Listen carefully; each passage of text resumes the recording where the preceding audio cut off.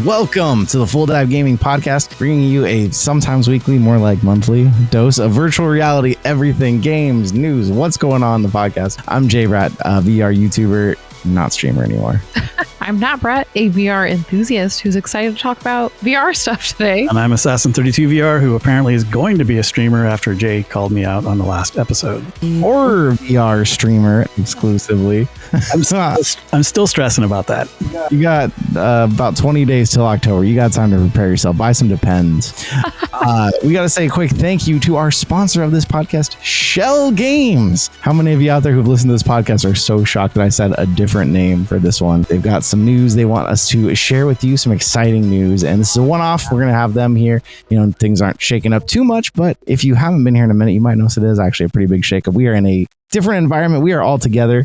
It still needs some work, but we are in the same room now, hanging out. No more online stuff unless we have to with a faraway guest, but we're going to even try and get some guests in person, hang out and have some fun together. So cool. Yeah, it feels good to be here, doesn't it? It does. It's way cool. It's weird being able to just kind of look across at you guys while we're talking instead of just looking through a camera. Yeah, looking down at the camera. I still want to though, because they're right here in front of me, so I still want to look at that. Yeah. Don't even need to. We're getting used to it. It's changing up a little bit with us, but you know us here. We got to talk about your questions and give you some answers. Question. Over on the Discord, Shafe Dog asked, when is that D&D swag going to start rolling in? I think what Shafe's talking about or alluding to is the first ever Dungeons and Dragons game. Official game is coming to VR, and it's being done through Resolution Games. And I don't know about any swag they're sending, but I can say even just today, I think a new trailer came out actually explaining which characters do what in it. Ooh. I didn't see that. When is that coming out again? By the end of the year is all we know. Unless that trailer said something at the end. If it did, I missed it. But I kind of doubt it. I guess we'll find out. Yeah, I didn't even see that. I know they're doing the thing with Demio. Yep. Demio Battlemarked or Demio X Battlemarked is what the game's called. It's the longest name ever. Yeah, because it's basically everything they learned from Demio. They're now doing an official game with the Wizards of the West Coast, which is who owns the D&D franchise. And so everything's going through them. It's fully approved. They are saying this is officially a D&D game and everything. And it's not only going to be VR, flat playing. I mean, this is going to be a huge thing for the whole world because people love D&D. So this is like the first real D&D game ever. And Shafe Dog is expecting merch. Yeah, hopefully we'll get like a hard board or something here. I don't know. We'll see. That would be cool. So thank you, Shafe. We might have more questions in the Q&A. We missed it. We were out for a minute, so we're kind of behind. So if you have questions that haven't answered, go back to the Discord, drop them in the Q&A, ask us there. And yeah, we got to talk about some stuff that's in the news this week. Assassin, is there anything you want to highlight or mention? Oh, wow. All kinds of new headsets coming out. It seems like Meta's going for glasses. Doesn't seem like many VR content creators are going to Connect this time. Seems like every year there's a theme. We had the metaverse theme. Yeah. We had mixed reality theme. / AI theme. And now we're heading towards glasses. Yep. The year of glasses. Yeah. I'm not going to Connect. I've been the last 2 years in a row unless they invite me in the last 11th hour here. Because I mean, by the time this podcast drops, it's going to be like a week away. Yeah. So I truly doubt it. I've heard that a bunch of Horizon mobile creators have been invited. Oh, that makes sense. So unfortunately, it makes mobile. Sense. What do you think that means? Wait, Horizon Mobile? Yes. Like, what even is that connected to the VR thing, or is it just Horizon on phone mobile? It just feels like someone's walking through the halls at Meta and they overhear Zuck say, "I'd like to focus on mobile this week," and then the next thing you know, that's what we're doing. We're spending billions on it. It just seems like it just happens that easily. It's so dumb. As I've said before, it's just like all at this random whim of Zuck trying to like be relevant, but it's never gonna happen because it happened once. It's never gonna happen again. Sorry, bro, you're not that cool. Like, so I will say I went into Horizon Worlds this last week. I got kind of sucked in because I am on version 81 of the Meta Horizon software for the headset, and in there we have a new Horizon Home. And then there's a window that goes directly to Horizon Worlds. And I got sucked through the window. And then the next thing you know, honestly, I think it was about 4 hours straight that I was in there. But I had an interesting experience because there's so many people and they're just randomly jumping into a world and jumping back out. It actually felt lonely. Like there was so many people, it felt lonely in a way. It's not like a game where you might find 3 random individuals and connect with them and spend the whole time playing with them. Yeah. It was just in and out. I spent like 3 hours though in the office world. fun. And then you cried in a corner because you were sad and lonely. I did not. How dare you? I'm Assassin 32, I'll have you know. Go find the corner where Pam cried in the show and just hang out there and cry. Have you guys been into there at all? I have. I've been in the office world. I haven't. Is it cool? Is it super cool? If you're an Office fan, it's really cool because it's all in there. Yeah. If you go to Michael's desk, there's a whole bunch of mini games you can play with the other people that are in the room, and then you earn money to upgrade your stuff. And that's kind of what it felt like. Like it was people you didn't know, so it oddly felt lonely. It was weird. Maybe it's even more kind of realistic because, like, if you went to like an office replica place in real life just by yourself, you probably wouldn't be talking to the random other people. Maybe you would. He would. Yeah, that's true. I totally would. You talk to people wherever you go. Yeah, whether they want you to or not. You're going to talk to. Who's your favorite character? Yeah, it is cool. It's an homage to it. It's got all the desks and everything. The area, you can explore it and check it out. Random mini games, people in there. You can go in the office or the conference room, and it's got a screen up playing bits of episodes and stuff. So if you weren't an Office fan, you wouldn't care about it at all. But if you're an Office mega fan, like we all are, yeah, it's pretty neat to go in and check it out. It's probably the only reason I can think of to go into Horizon Worlds right now is to check out the world. I did a Titanic sinking thing that, I don't know, it was okay. Did you play Spin the Bottle? Because that's their biggest, most popular room. I've heard, but I did not play Spin the Bottle. See, that's where you missed out. Yeah. You would have had a great time. That would have made your whole evening. Spin the bottle like we're in middle school. That's so weird. Move on, people. There's a special kind of community that clings to Horizon Worlds, and that community is the kind that would love a Spin the Bottle game. You know, it's a special type. Yeah. It was interesting though. I found some things in there that weren't the worst. I mean, it's really easy to pile on Horizon Worlds, but I found a few things that weren't bad. It's just I'd still rather play a real game. Yeah. Yeah. I'm just such a hater. Like, I'm glad that you can say positive things because I'm like, man, this sucks. Or I'm either this sucks or I love it. There's no in between. There is fun people. There's fun rooms. You really just have to search is the problem. And like anything else, it's free. It's multiplayer. So you're going to run into all types in there. And in the beginning, the big thing about Horizon Worlds was the VR chat children and the Rec Room children didn't really know about it. And so it was like an adults only hangout. And it got invaded. And now a lot of those OGs who are the adults who hang out now don't hang out in there anymore because I didn't know that. But for a while there, it was also really limited. Like it only launched in the US. And for some reason, when things are limited, it's weird how like it's too inconvenient, it seems like, for kids. Because I remember when Rec Room was in beta back in the day and I tried in beta, I only ran into adults. Yeah. And there was no one there because it was a closed thing. People couldn't get in. There was some inconvenience you had to apply. And then once it went completely wide open, free on PS4, it was like the floodgates open. So, you know. It's funny. In multiplayer games, as soon as school got out this summer, it was just an invasion. Like it was like the day that school got out, there's just piles of kids in every multiplayer game.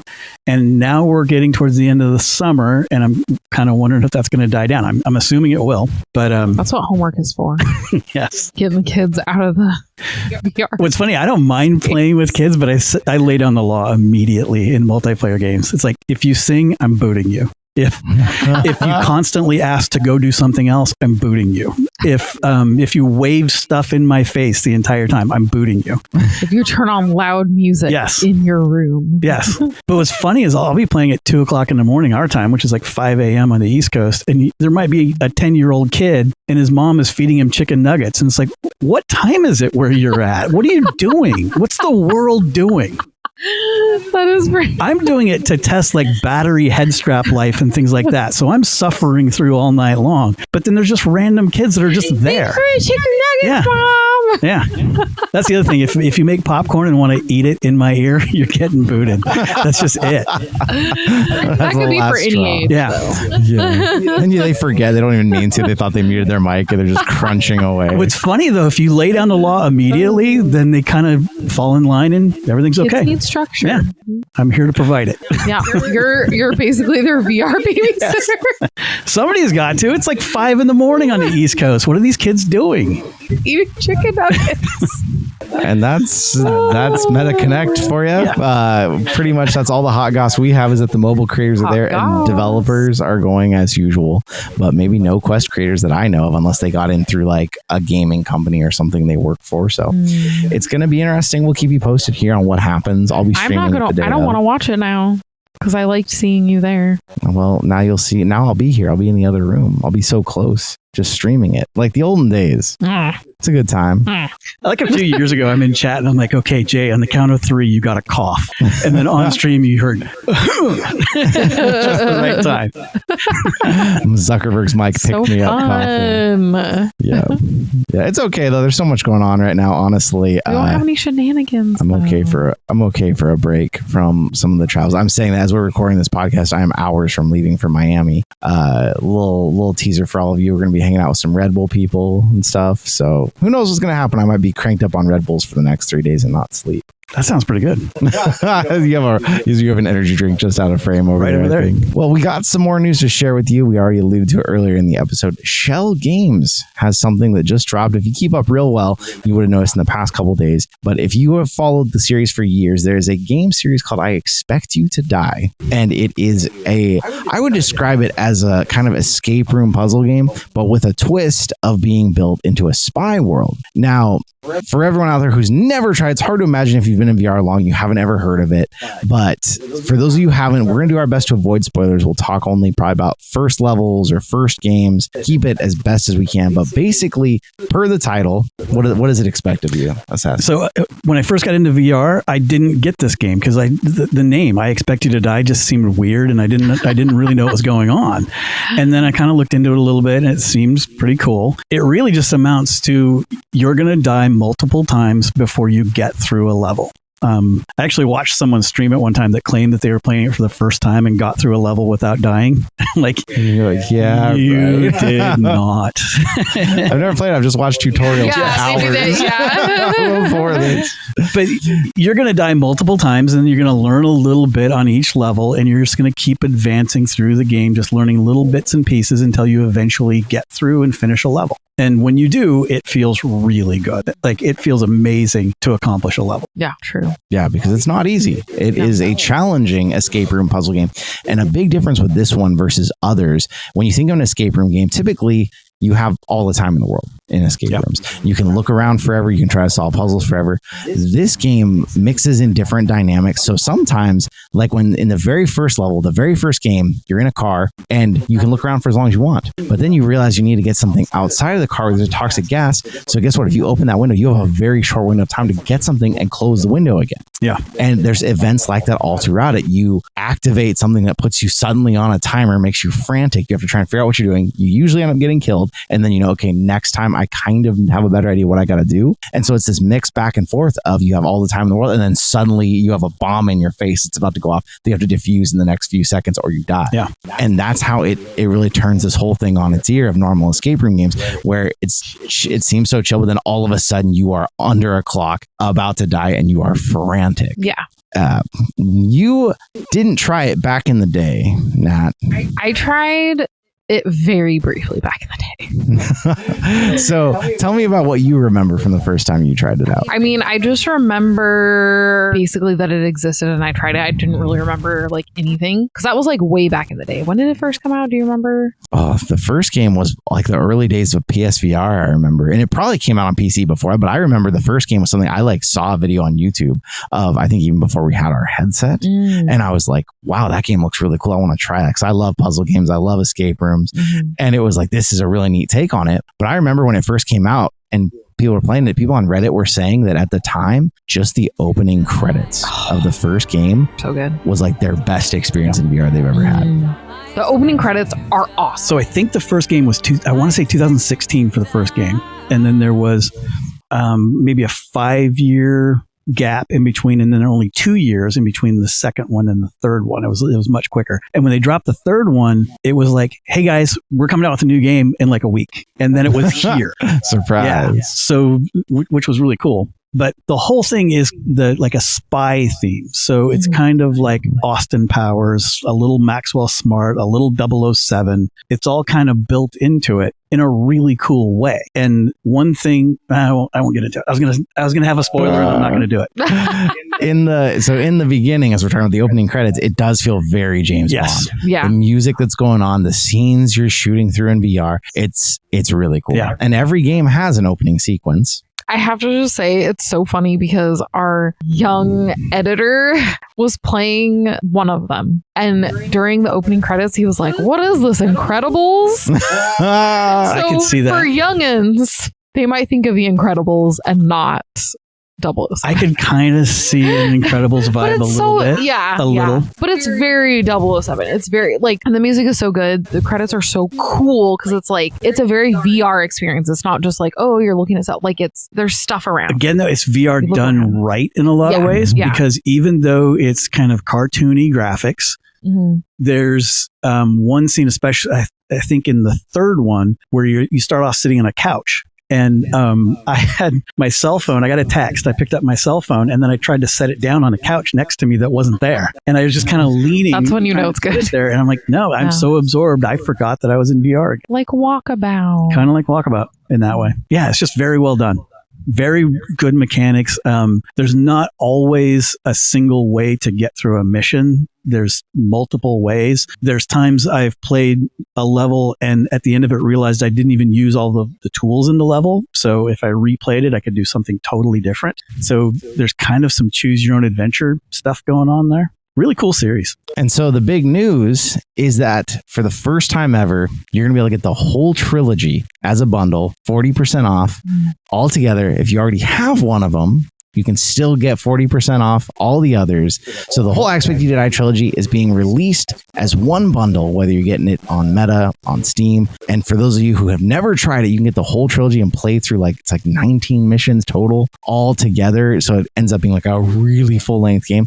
But all three are centered around you, Agent Phoenix, going through all of this different stuff. And the first game really takes you into the spy world, the mechanics. The second game takes you much deeper and you learn a lot more lore. And the third one, without spoiling anything, it's got some, some choices and stuff that you get to make. So do you want to say the name of the trilogy? Because it's called I Expect You to Die, Phoenix Rising. And again, it's the three games in one, but I like the name. For any of you that are new to VR, this is a great way to get started because you don't move. You stay stationary and then you use like telekinesis powers to move things around. So you're not going to get VR sickness in there. You can learn a lot of the mechanics of VR and how things work. It's really great for anyone that might get motion sick. Yeah. And it gives me vibes of it's so nostalgic because isn't a game that's like Job Simulator. Yeah. Okay. For some reason, that was not sounding brain. Job Simulator. It kind of reminds me of that because it's like you're in one spot, you're like grabbing stuff around you and whatnot, which again is great for people that are new to VR. But it also is just nostalgic because it's that like kind of old school VR feel. I never thought about that, but you're right. It is very much Job Simulator-esque. Yeah. A hilarious narrator that takes you through the whole thing, and with that you get that kind of same humor vibe as Job Simulator. Yeah, I think any fans of Job Simulator will love this game. Sure. But it's old school VR in a way, and when I say that, I mean that in kind of a good way. So if you're totally new to VR, you've probably noticed there's 1,000+ Guerrilla games, and they're all free and they're all trash. I was trying to think of a better word for it there, but there's just there's some fun to be had, and obviously tons of people play them, but like you're spending money on cosmetics. This was a game series that was back in the day when you bought a game and it delivered. Yeah. And it was cool and it was fun and you were excited about the next one that was coming out. but it's also a great game to hand around, let people play it, watch them, laugh at them, watch them die in it. Yeah, it's a true. great thing for parties and stuff too, but it really is a game with plot line, with characters, with all these puzzles, these things that you learn, and you're playing through it. You're not just mindlessly bouncing around a lobby or doing all these other things that we've seen VR come to. Like, this takes you kind of to a golden age of VR in my mind, and lets you experience what a lot of us started with. Yeah. If you weren't around back then, and see, okay, this is where a lot of these things also came from. This is what built up the way we move in VR, the things we play and what we feel. It's like, it's amazing. So nostalgic. Yeah, to go back in and be in again, I was like, oh man, this takes me back. And I was trying to speed run some of it because I got through the whole first game, and I remember I was like, you know what? Let me see how fast I can do these again now that I know what I'm doing, sort of. But there's just funny moments in it too. To Assassin's point, there's different ways to get through levels too. So I was like, okay, how can I challenge myself? Because like there's one level where there's like an option to just like kind of gun your way through, or you can try to be a real spy and like hide what you're doing and who you are. And it's like, oh, wow, I realized that I can totally play this a different way this time. And I didn't realize last time, I was so quick, grab a gun, shoot somebody, I didn't know. And so going back to it was just like, wow, this takes me back to a good time and I'm having fun. I never finished the third one. And so now I'm like, okay, this has got me back in again, having fun. I'm playing through the first, I'm into the second. I'm like, I'm going to get through all three of them this time and really finish, because I know there's some wild things in the endings of some of them. So you really should stick with it and go back. I need to keep that in mind because I am not a huge puzzle game person. I like puzzles, but I'm not very good at them. And so it took me quite a while to get through the first one. I actually had to have like you give me a hint. But once I had the little hint, I was like, oh, okay. And like I'm like methodical, so I'm like grabbing all the stuff I see, putting it all around me. I'm like, okay, I got this money, I got this knife, I got this lighter, and all these little like papers that say stuff. And so I was like, I'm ready. And I'm like, okay, let's do this. And then it was like the first thing I tried like killed me. I'm like, dang it. But it's also nice because it's like you get back into it pretty quick, and it does feel like kind of like, you're playing, like it's fun, you're doing different stuff, you're trying different things, and it's not, I don't know, it doesn't feel like punishing like other games might. But I also like, once I got into the second level, I was like, so it's definitely one that like, if you're a puzzle fan, like you said, like this is perfect. If you're not a super puzzle fan, it's still a fun game, but you might want to take some breaks in between. See, I think the name kind of fools some people sometimes, because you hear I expect you to die and you think that it's going to be like a violent game. And it's not violent. Just one mission in particular, one level in particular, I know that like there's a door you open and a grenade falls out. And if you don't get the grenade pinned quickly enough, it's going to explode, and it will explode on you. So the next time it's there. So then you start looking around and you find a fire extinguisher, and you realize there's a pin in the fire extinguisher that will fit in the grenade. So you pull the pin out of the fire extinguisher, open the thing, grab the grenade, put the pin in it, and it doesn't explode. And you have a mini sense of accomplishment. Yes. And then you just keep cruising a little bit at a time until you finish the level. And I encourage people not to cheat and look at speed runs online and things like that, because you're going to lose a lot of the sense of accomplishment you get from doing it yourself. True. And that's what I was like, I am not going to go look at a video. I'm going to figure this out. And like, that's why I'm like, I'm going to come back to it, because it is very fun. But I do like how like you get to be creative like that. Like, you wouldn't normally use like the pin and the fire extinguisher to like for the grenade or whatever, but you can do that, and that's what I need practice with. So, and it might not always be that. I mean, maybe there's I don't think that there is, but maybe there's tape in there and you can just tape the little handle on the grenade down or whatever it is. But there's just different ways of doing things and getting through. And you and I might play totally differently and still both of us succeed. Right. Which that's also nice. And I also it also is good for brains, because like there was like in the first level, there's like a little card that's talking about, and I guess this is a minor spoiler first level on the first game, but there's like a little card that's talking about like, oh, how to arm your bomb. And it says like in like capital letter, arm. And so I was like following which wires to like cut first. I was like, why didn't that work? And I did like a couple times. I'm like, what the heck? Do I have to do something else? I'm like, oh, these are the steps to arm it. I have to do the opposite. to disarm Yeah, it. totally makes sense. So yeah, and that's one of my things too, is I like kind of quickly go through things and you have to slow down.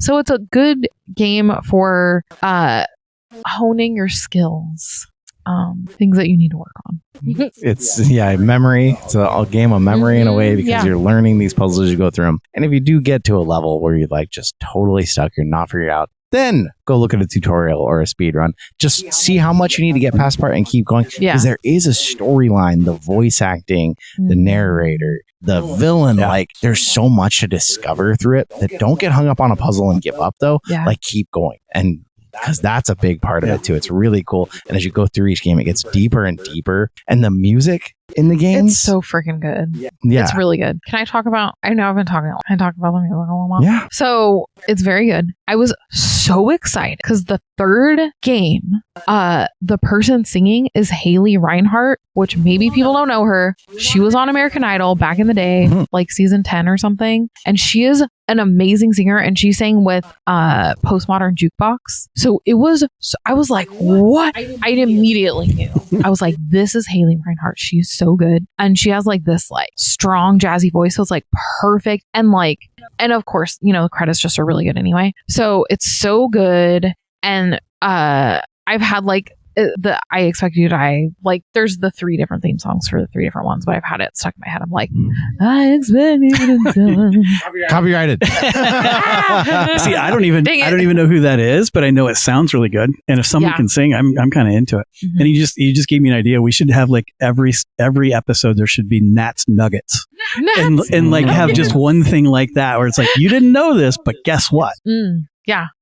Fun fact. Also, yeah, it's just, and there's also cool videos on YouTube that have like the whole orchestra like playing the songs and stuff. So it's really cool, and it's like it's so full. It's not just like a little like you know video game music is cool now, and like it's really good, and I Expect You to Die. It really can be good. I mean, with this third one especially, I remember when it launched, it was kind of an event. It was kind of a big deal, and again, part of that was because they didn't really let everybody know ahead of time, which is kind of impressive because normally these days there's so much playtesting that happens that you kind of figure out when a game's coming out and what it's gonna be like and all that ahead of time. But they gave hardly any notice. They dropped it. It was polished and complete, and the music made the news. Like it got out of the VR realm a little bit and got into the regular world just because the music was so good. Yeah, it's iconic. It's really good. 007, The Incredibles-esque. It is. And there's a lot to it outside of that too. The interactivity of the objects that you deal with and stuff, I think is probably the only other thing I'm thinking we haven't really talked about. Because man, how many times have I just sat in the lobby and burned everything down in that game? Like there's a lighter in there and I just take the lighter and move it around the room with telekinesis and set the plants on fire and set the books on fire, and like you're sitting there burning it. I've done that too. Like it's like what can I burn with a little glass of champagne, not there, but other levels. Yeah. There was always something like that where you have a lighter or something and you just want to see what you can do with it. I set some money on fire. Yep. But the cool thing, you can take the lighter, you set the money on fire, and then you can move the money around the room with telekinesis and light all the stuff on fire with it. The fire is transferable. It's like real life. Wow. I'm just a pyro here, apparently. I guess so. I just find such pleasure in watching the world burn.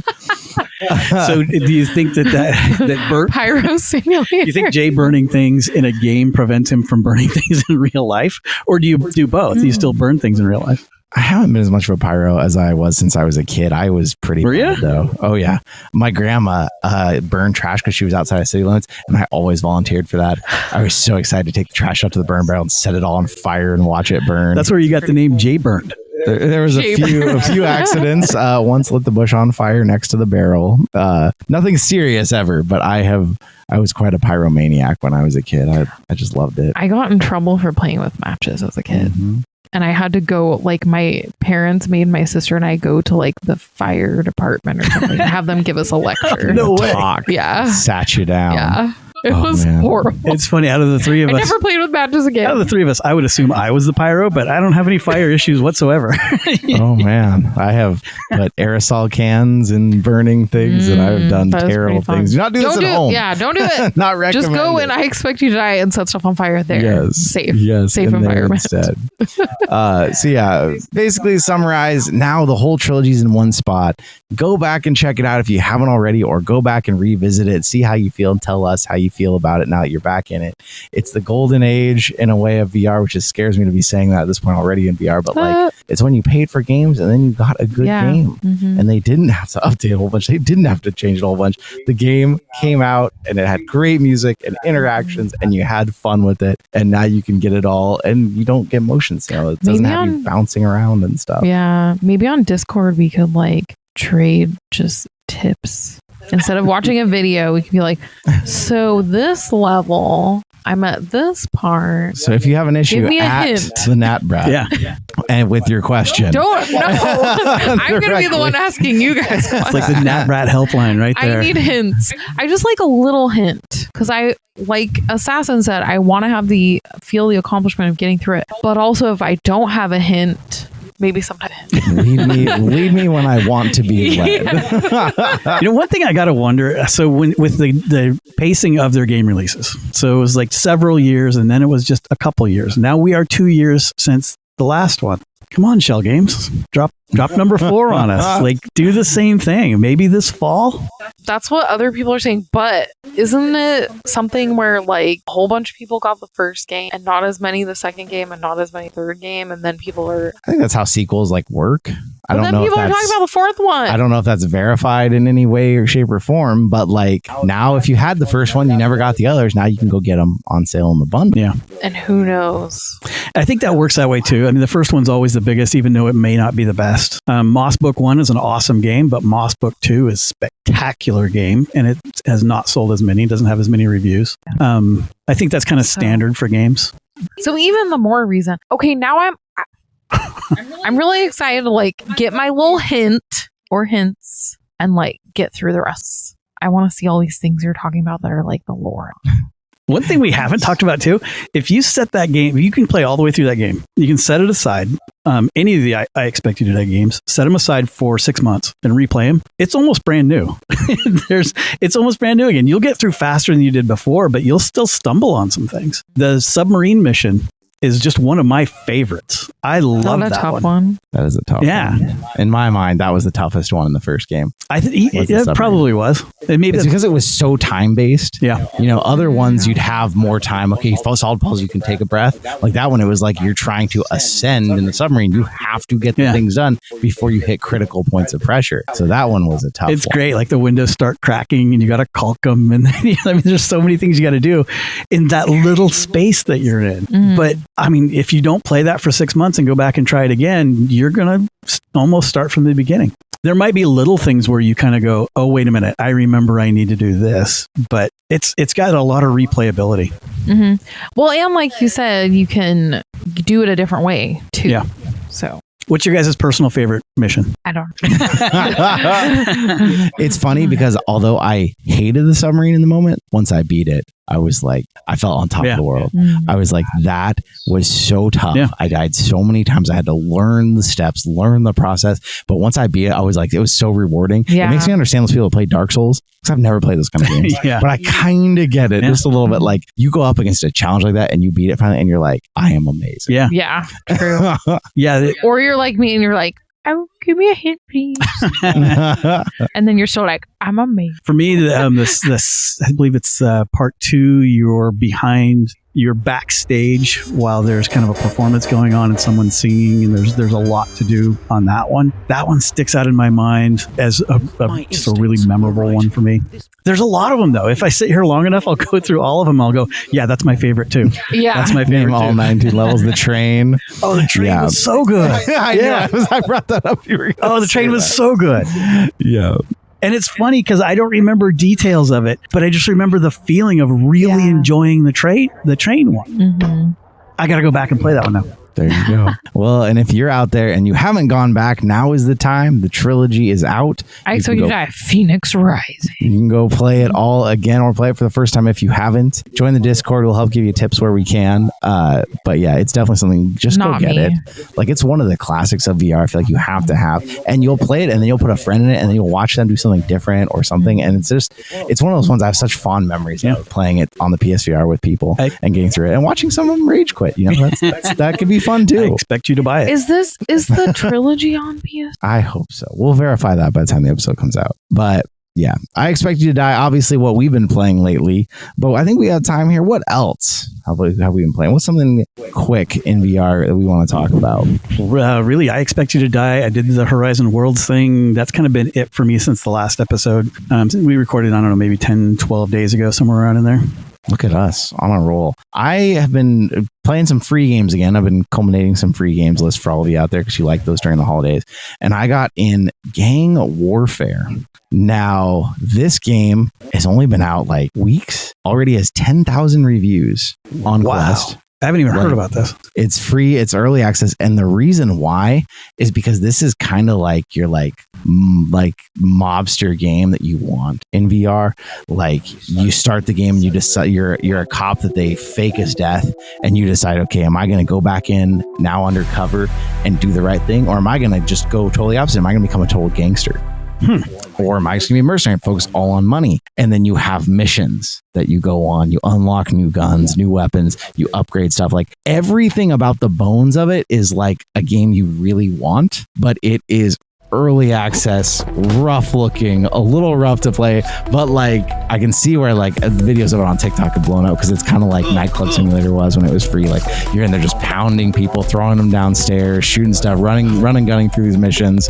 And so like people are all of a sudden all clamored to this game, but it's like, it's so early and so far from being what you want it to be, but you can see everything is there in the game that you would want out of that kind of game. And I'm like, dang. I have not even heard about this. No, I just discovered it, and I was like, this game, I can see, like, because even the reviews, people are talking about, like, oh, I saw this on TikTok. Like, there must be some viral videos going on TikTok of it, and that's why it's gotten so many reviews so quickly. But it just makes me yearn for, like, I was like, oh man, San Andreas. Here we go again. But I was like, man, it's not open world, like, that's not totally free, but it's kind of that feeling of like, okay, I'm going to go on this mission, I'm going to get these weapons, I'm going to get this money, I'm going to unlock this, and it's that just, it's where there's so many games we want to still be full real games, and yet we just keep getting, because even I was trying to find free games, I'm like, so many of these freaking gorilla simulators I'm trying again, and I'm culling through, and I was like, it also kind of harkened back to the whole like I Expect You to Die trilogy is like pretty appealing because it's like real games. But if this Gang Warfare game can continue and like be developed and get through early access and get, you know, better assets and better AI and NPCs and stuff, like, but if they just take this and run with it, it could be huge. That's really cool. I mean, it's cool that that's free at this point. Yeah. It's free to get in, free early access. Another one to add to the list of things to try, but it's early. You're going to feel it. But man, it gives me that feeling of promise that just drives me crazy. Sometimes it's like, there's so many big visions of games like this that we could have with full unlockable upgrade systems, you know, go heist, bring your loot back, like all this stuff. And it's like, So in the last episode we did, in the comments, we were talking about how we wanted a game that you could play in VR and then go to your computer and maybe spend a little time, go to a Steam Deck or something else and maybe PlayStation and keep doing it. Someone commented No Man's Sky. Yeah, I saw that. Now, so No Man's Sky, I remember when it was going to launch, and I remember all of the hype and then all of the letdown and then the slow rise since then and how much better it's gotten. I did not realize that you could do those cloud saves to allow you to do that on multiple systems. So I just happened to notice it's on sale on Steam right now for $23.99. Maybe that's another one to revisit. I think so, and it's completely verified on Steam Deck. So I might be spending some time in there. It seems nice to be able to throw on the VR headset and do that until you're too tired and hot and sweaty, and then climb in bed and do it on a Steam Deck. And that's what we kind of need with these big games, because the problem with a game like No Man's Sky, it's almost like Skyrim in a way. Imagine if you had never played Skyrim and trying to play it in VR for your first time. Like, I have spent so many hours in Minecraft VR, loving Minecraft VR, but it would be a pretty hard to approach thing if you'd never played Minecraft. So for you, if you haven't played No Man's Sky, get it, play some on Steam, play some on Steam Deck, and then get into VR and see how beautiful everything is, how immersive it is, and how cool. But the problem was when I tried to play it, even I tried to just play it in VR, and I was like, this is a lot to learn. It's kind of unapproachable with how wild it is. And I went with my brother because you can play it all multiplayer. And he was like, oh man, I played this in the early days. This is a completely different game than what I played. So he was no help to me either at that point. So with those big kind of games, it would make such a difference to be able to play some, kind of learn the mechanics, then continue playing in VR rather than having to restart the whole game, because you need to kind of know how to play it. I mean, No Man's Sky is a survival game. You have to get resources or your suit runs out and you die. Like, you need to be able to play it and know how to play. So I'm with you on this one. I just got kind of excited about that because I was just thinking about it. So Jay loaned me some Rokid glasses to do a review on. And then I got some Vitcher glasses that I'm going to compare them to. I call them AR, but it's more screen mirroring than anything. Yeah. They work really well. And I mean, you can play on a 150-inch screen, even though it's just inside your little glasses there. So just the thought of being able to bounce back and forth in VR and then do it on a Steam Deck and then maybe on my PC, just on a nice, comfortable curved screen, that sounds pretty awesome. Yeah. And you'll be able to easily look something up on your phone while you're not in VR to like quickly figure out and learn it and then keep going. Like, you kind of need that with some of these really big, intense games. And that was like my problem. I wanted to play Skyrim. I've never played it. I wanted to play it on PSVR originally. And I was getting into it. I was like, man, this is a lot to figure out. And I'm pulling up my headset, Googling stuff, like, inventory system, the weight system, like all those things you kind of need to know. And then putting my headset back on and continuing. And I love the idea of games that you can jump in and out of and continue your saves. It also really highlights how great VR is in a way, because it's like you get in, it's like, oh, this is so cool to see all this stuff and do all this stuff. Like, it almost reminds people it's not just, oh, that's a great VR game. It's VR is great. Yeah. With the games, you just have to actually be able to play it and do it. And I just remember Gamertag did a video where he showed the PS5 Pro and the difference when you turn on, I think it was called PSSR, which is just kind of the hyped up graphics, and wow, was it beautiful. I mean, it just looked incredible. Yeah, even without the Pro, because I keep thinking about getting a Pro, I haven't, but No Man's Sky is just one of the best looking, most brilliant games. Depends on which world you're on. You have to find a nice, lush world, but man, it's so pretty. I've probably got maybe 5-6 hours into No Man's Sky. So, I mean, I've just not even scratched the surface on what that game could be doing. So, I don't know. Maybe it's time. Yes. I think maybe that'll be my assignment between now and the next podcast. I want to revisit it in PSVR because I think we can even play it together. Yeah, you can. Actually, I just saw it before I came here. They added the ability, so they've had ships for a little while. Now you can run around inside your ships with each other, so we can play together. Maybe that should be the goal. The three of us go into No Man's Sky and do some whatever you do in No Man's Sky. I think you shoot rocks and gather resources. You shoot rocks. it's a very survival game. Although now there's been all kinds of updates. They've added, I think, like abandoned alien ships where you go in and loot stuff, but then there can be like monsters and stuff. So. I even saw something where you can have like a big, massive ship that you park your smaller ships in as you're fixing them up and building them and things. Yeah. Well, we got to do it. Yeah. No Man's Sky. It's on the list. Well, and thank you to all of you out there for coming out and hanging out with us today. Another thank you for Schell Games sponsoring this episode of the podcast. Go check out the I Expect You to Die trilogy. It's out now. Phoenix Rising, as Nat keeps reminding me. And not just I Expect You to Die. I mean, they've got some really great other Among Us. I've never smiled as hard in my life as playing Among Us with a group of people. There's the key, the good group of people. I had to add that in because there's some bad groups of people, but with a good group of people. I played with Mac in VR one time and a bunch of his friends, and I'm telling you, my face was hurting from smiling the entire time, laughing so hard. Schell Games does a great job. Yeah, they do. Yeah, they are one of our great developers out there. So go check that out. Support them. They supported us. And once again, if you're here and you've been listening and lurking, you still haven't gotten a VR headset, it's been time. It's time again. Dive on in.